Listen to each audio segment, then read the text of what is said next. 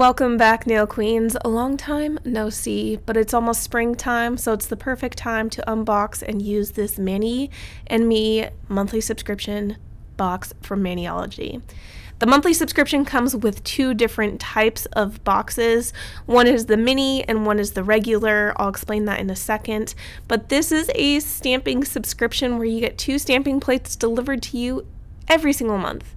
So what comes in the regular box and the mini box is always a fun little item.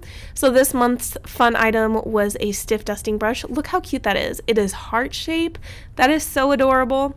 And the regular box comes with two stamping polishes. If you get the mini box, you won't get the stamping polishes, but you get two exclusive stamping plates, meaning only subscribers can get it.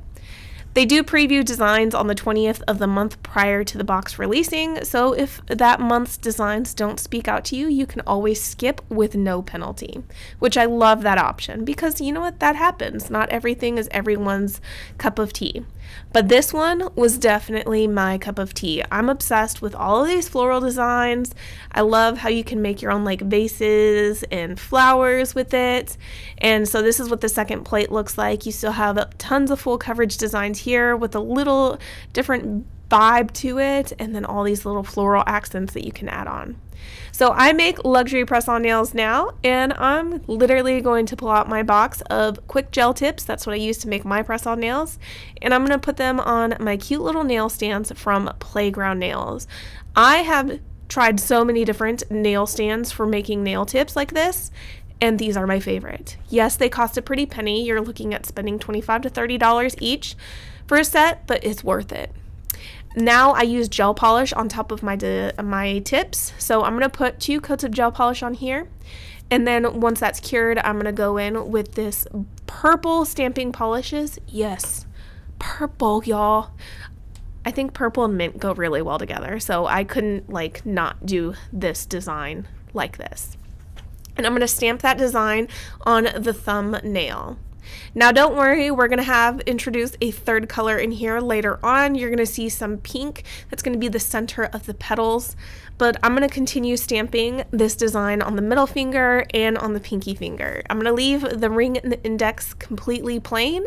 I don't want to overwhelm, I want to draw to the nails.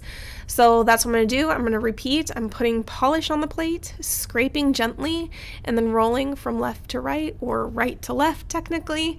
And then I'm going to gently place that, align it, and then place it on my nail.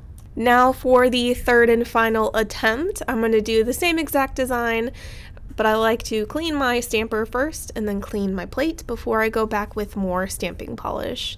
The purple that I'm using, it said BMC on it. It's Maniology's old brand, what they used to be called years ago, Bundle Monster.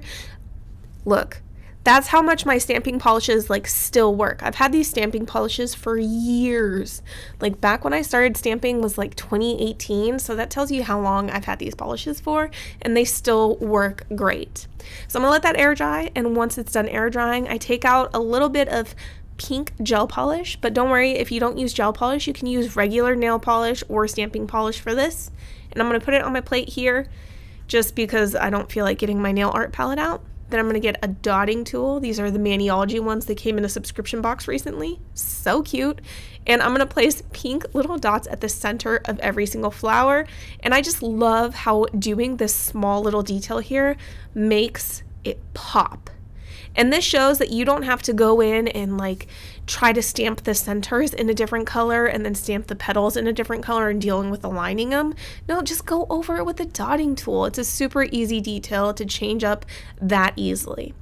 So since I'm using gel polish, I put the nails in my nail lamp and cure it for 60 seconds.